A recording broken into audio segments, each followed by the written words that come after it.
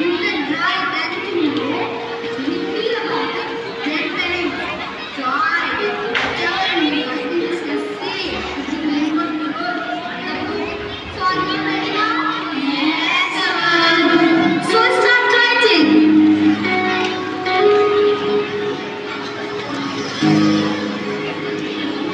Stop writing. Time is over. I hope you all have done this properly. I'll let you know the scores by tomorrow.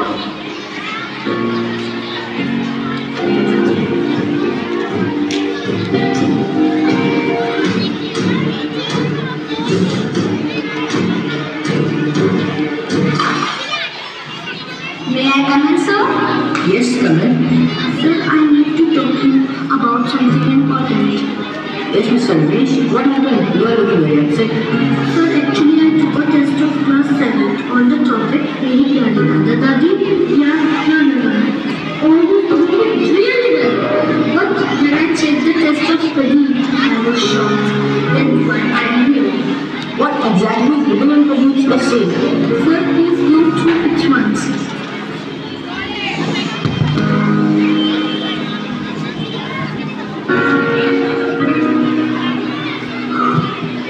This is actually a thing to worry about.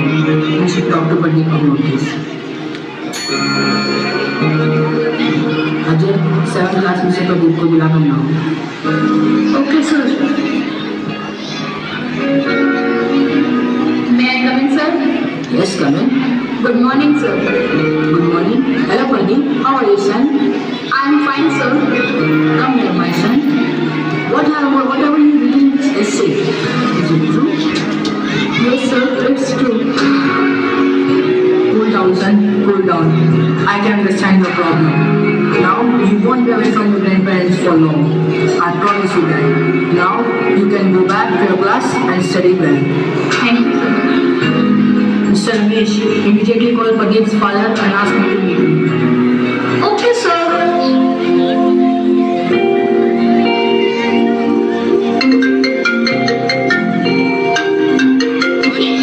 क्या प्रदीप के पापा बात कर रहे हैं? जी हाँ, आप कौन? जी मैं प्रदीप का क्लास टीचर बोल रहा हूँ। प्रिंसिपल सर आपसे मिलना चाहते हैं। आज आपको उनसे मिलना होगा। क्या सर कोई चिंता की बात है? जी नहीं, बस आप स्कूल आ जाइए। ठीक है सर, छुट्टी होने से पहले मैं स्कूल पहुँच जाऊँगा। Okay, thank you sir.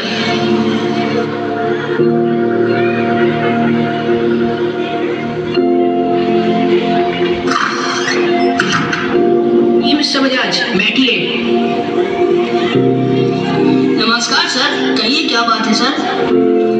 आपसे कोई जरूरी बात करनी थी, इसलिए आपको यहाँ बुलाया गया है। जी कहिए क्या बात है? क्या प्रदीप ने कोई शैतानी की थी? जी नहीं, ऐसी कोई बात नहीं है। दरअसल हमारे स्कूल ने एक नया नियम बनाया है, उसके बारे में आपसे बात करना जरूरी था। आज के बाद आप अपने बच्चे से हिंदी में बात नहीं कर सकते, क्योंकि आपका बच्चा इंग्लिश मीडियम स्कूल का स्टूडेंट है। अगर आप उससे इंग्लिश के अलावा किसी और भाषा में बात करोगे तो वो इंग्लिश नहीं सीख पाएगा। उम्मीद करता हूँ कि आप हमारा साथ देंगे। लेकिन सर, हमें तो इंग्लिश नहीं आती, क्योंकि हम हिंदी माध्यम स्कूल में पढ़े हैं और कभी हमने इंग्लिश में बात भी नहीं की है। यह तो मुश्किल है, बहुत मुश्किल है सर हमारे लिए। मुश्किल तो है, मगर नामुमकिन नहीं। अगर आप कोशिश करोगे तो थोड़े दिन में आप इंग्लिश बोलना सीख जाओगे, लेकिन तब तक आप प्रदीप से बात नहीं करोगे, because rules are equal for all. Sir, हम मानते हैं कि हमें इंग्लिश नहीं आती, इसलिए हमने अपने बच्चे को इस स्कूल में दाखिल कराया था, ताकि वो हमसे बेहतर एजुकेशन प्राप्त कर सके और जिंदगी में कामयाब इंसान बन सके। लेकिन इसका यह मतलब तो नहीं हम अपने बच्चे से सिर्फ इसलिए बात करना बंद कर दें क्योंकि हमें इंग्लिश नहीं आती। यह तो बहुत गलत बात है। आखिर वो हमारा फोन है, हमने उसे कर दिया है। आपने बिल्कुल सही कहा मिस्टर बजाज। हर माँ बाप यही चाहते हैं कि उनके बच्चे उनसे आगे निकल जाएं और लाइफ में कामयाब हों। हर पीढ़ी अंतराल के बाद सोच परिवर्तित हो जाती है, जिसे हम जनरेशन गैप कहते हैं। आप कहना कहना क्या चाहते हैं सर? मेरी समझ में नहीं आ रहा। ओके तो मिस्टर बजाज, मुझे एक बात बताइए कि जब आपके मम्मी पापा किसी रिश्तेदार के घर खाने पर जाते थे तो क्या वो आपको घर पर भूखा छोड़ जाते थे? नहीं सर, ऐसा कभी नहीं हुआ। मेरे माता पिता हमेशा मुझे साथ लेकर जाते थे या फिर माँ हमारे लिए कुछ न कुछ अच्छा सा बनाकर जाती थी। अच्छा मिस्टर बजाज, आपके टाइम पर जो इन्वर्टर भी नहीं होता था, तो जब लाइट चली जाती थी तब आपके माता पिता क्या आपको घर के बाहर बिठा देते थे? नहीं सर, बल्कि मेरी माँ तो रात भर जागकर हम सबकी हाथ के पंखे से हवा करती थी। अच्छा ना मिस्टर बजाज, जब आपको बुखार होता होगा तो आपके माता पिता आपका इलाज भी नहीं करवाते होंगे? सर आप ऐसा कैसे कह सकते हैं? मेरे पिताजी तो मेरे बीमार होने पर खाना भी नहीं खा पाते थे और माँ और पिताजी रात भर जागकर मेरे सिर पर पट्टियां रखती थी। अच्छा ऐसा क्या? पर मुझे यकीन है कि फेस्टिवल पर माता पिता आपके लिए कुछ भी नहीं लाते होंगे।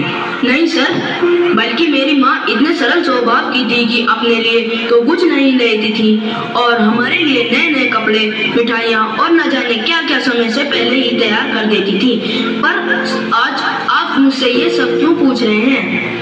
आज हमने सब बच्चों का टेस्ट लिया था जिसका शीर्षक था मेरे प्यारे दादा दादी या नाना नानी, लेकिन आपके बेटे ने जो लिखा उसने मुझे अंदर तक झंझोड़ दिया।